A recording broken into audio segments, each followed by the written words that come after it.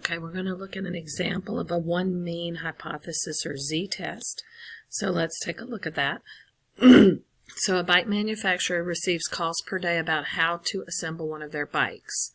What we know is that the true mean time between calls is 3 minutes. So I'm going to underline that because we're probably going to use that. And the other thing we know is that the backup operator disagrees and suggests that the mean time is actually greater than 3 minutes. Okay, so we're probably going to use those. Let's see, they checked it out for n equals 64 different calls.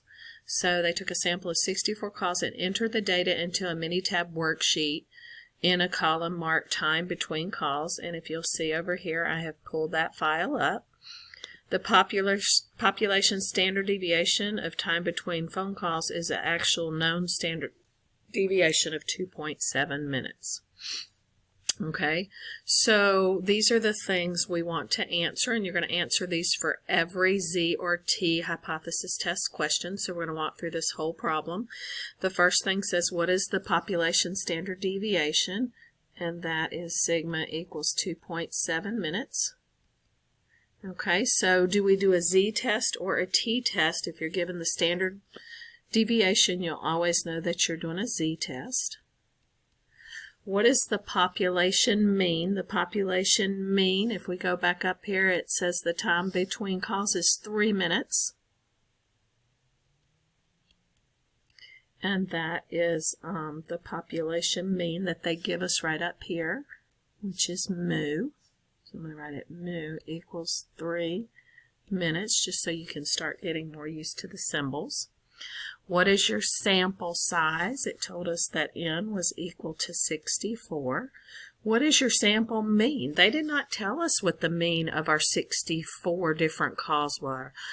We could probably find it out if I wanted to come over here to Minitab and do statistics. So we could do that, and so I'm going to just say we're going to get that from Minitab in a minute. Get from Minitab, because what we're going to do, it will probably give it to us, but if it doesn't give us the mean of our sample, we know from our previous section on descriptive statistics we can get the mean for any sample. What is the sample standard deviation? We don't have that. That's okay. You're usually not going to have it. So you can just write down you don't have it if you don't have it. What is our confidence level for this test? So what I'm going to do is come back up here and see, do I say it as 90% confident, or does it tell me? And it does not tell me. So if it doesn't tell me the confidence level, then we're 95% confidence, and that means that that you're going to use 0.05 for the significance level. Okay? So remember, if you don't know, if it's not told in the problem, it's going to be 95% confidence, which is a significance level that relates to 0.05. Okay, what is your HO and HA? And your HO always has what? So what I'm going to do is write HO, HA. You can write them this way every time, and I suggest you do. We always are going to be comparing our population mean, so go back up and see what that was. It's 3 minutes. And 3 minutes. So I've done nothing yet but write down the same, what I'm going to write down every time. Okay, now we're going to go back up and look at the main question. In other words, what's the question of this problem? What are we trying to find out? And if I come back up here and look at what I circled, it said that the operator suggests that the mean time is actually greater than 3 minutes. So we know we want greater than 3 minutes. I'm just going to put that over here for a second. Greater than 3 minutes. What we know is that one of them is going to be greater than 3 minutes, and the opposite of greater than 3 minutes is less than or equal to 3 minutes.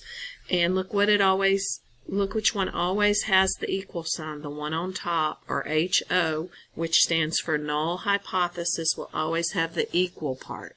So that means this one has to be the greater than or equal to, less than or equal to, and the second one has to be the greater than because it doesn't have the equal sign. So I'm going to look at that one more time. How did I know what I was comparing? It says greater than 3 minutes. So the two signs are greater than 3 minutes, and the opposite of greater than is less than or equal to 3 minutes. and then I put the one with the equal sign on top with our null hypothesis, and the one without the equal sign goes on the bottom in my alternate hypothesis. Okay, now it says for us to run Minitab. Are we given data? Are we given the actual statistics of the problem? And in this one I told you we actually have the data in a column over here. So here's my data in a column. So now we're ready to run Minitab. So let's run, we know we're running a z-test in Minitab. So let's talk about how we run a z-test in Minitab. Okay, these are the steps for a z-test in Minitab. What we're going to do is we are going to go to, here we go. You go to Stat, Basic Stats. So we're going to Stat, Basic Statistics. That's where you will always find it. And it's not letting me go into Minitab here. Give me just a second. Let's see if it'll... Okay, so we're going to Stat, Basic Stats. It's a one sample Z test because we know the standard deviation. One sample Z. And we have either, what you choose here, what you choose here is either do you have summarized data, like do you have all your statistics? No, we have our sample in a column, so I'm going to click that. And then I click here and tell it which column I'm to be looking at, and that's the only column we have right now, which is the first column called Time Between Calls. It says, what is your known standard deviation? And if we go back over here, we found that the known standard deviation was, let's see, 2.7 minutes. So I put 2.7 there. And I tell it, yes, perform a hypothesis test, please. And what is the mean that we're hypothesizing? And remember, that was the population mean. This is the mean. This is the number that will be found here. And in the problem, our population mean, and that was 3. Then if you'll click Options, you have a choice to change the confidence level. You can leave it 95 because it was 95%, it wasn't given, or you can put the significance level in, which is 0.05, which matches up with that. So either one's fine. And then look here, it says alternate hypothesis. So come back over to here and get your alternate hypothesis. That's the bottom one, and it's greater than 3. So come over here and choose greater than, and then click OK and OK. And now I just continue without autosave, and now we're going to get our answers. And remember that up here we might not be able to see them, but if we pull these columns down, we can see our answers here. So this is what we need to know. Remember earlier it asked, this is our sample information, there's our mean, and earlier it asked for the standard deviation. We didn't have it, so now we can tell the mean of the sample. So I'm going back and going, the mean of the sample is 3.176. The mean of the sample is 3.176, and the standard deviation of the sample is 2.687. 2.687. So now I can answer those if I needed to. You might or might not have to answer these. So I know everything so far about the population in the sample. Then if you'll come down here, these are the other things we need. The z-value here is also called the test statistic. So your z-value is 0.52. And let me tell you, depending on which test it is, that's also called your test statistic. So if you're asked for the test statistic, if it's a z-test, you write down that number. And if it's a t-test, it'll say t-statistic. So either way, that's your test statistic no matter what the test is. If it's a chi-squared test, which we'll do next, then it'll say chi-squared here, and that's your test statistic, whatever's under here. And then here's our p-value. Our p-value in this problem is p equals, what was it? 0.301. Okay, now we're going to compare our p-value.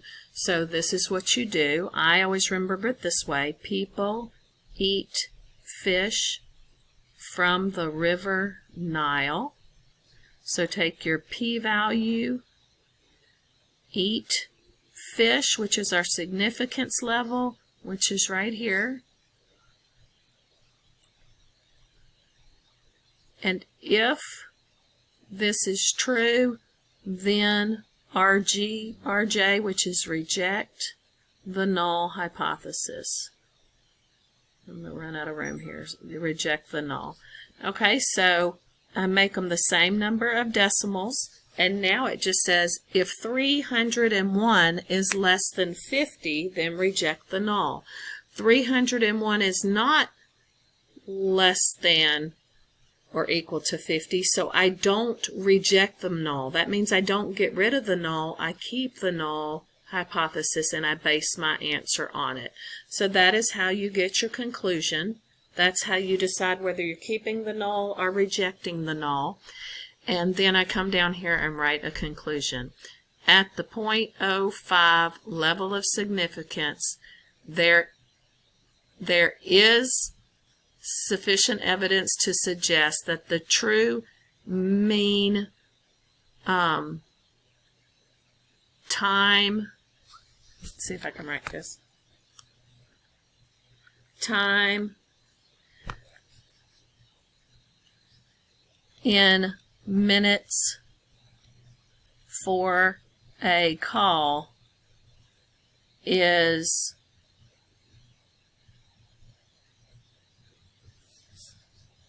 less than or equal to 3 minutes. Sorry about the sloppiness there, but this pad's messing up a little bit. So I'm basing my answer on the null hypothesis, and that means that there is significant evidence to suggest that the mean time of the cause is less than or equal to 3 minutes. And wasn't that what she said to begin with? She said right up here, she disagrees and suggests that the mean time is actually greater than 3 minutes. So we would say it's not greater than, but it is less than or equal to 3 minutes. Okay? Again, those steps are listed for you, but I'm going to walk through it one more time. You go to Stat, Basic Stats. This was a one sample Z. If you don't know the population standard deviation, you choose one sample T. So one sample Z. My stuff's in a column, so I leave it here. If I just have all the summarized data or the statistics, I choose that one, like we've done in some problems, but it's in the column. Put the column down, put in your standard deviation, perform a hypothesis test, and your hypothesis-sized mean was based on that question. She says all the calls are actually greater than 3, so it was the 3 minutes there. You click Options and you put in your confidence or your significance level there and go to the alternate hypothesis.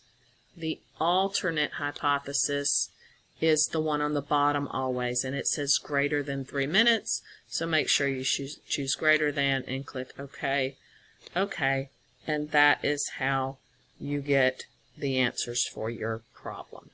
So I hope that helps. Let me know if you have further questions.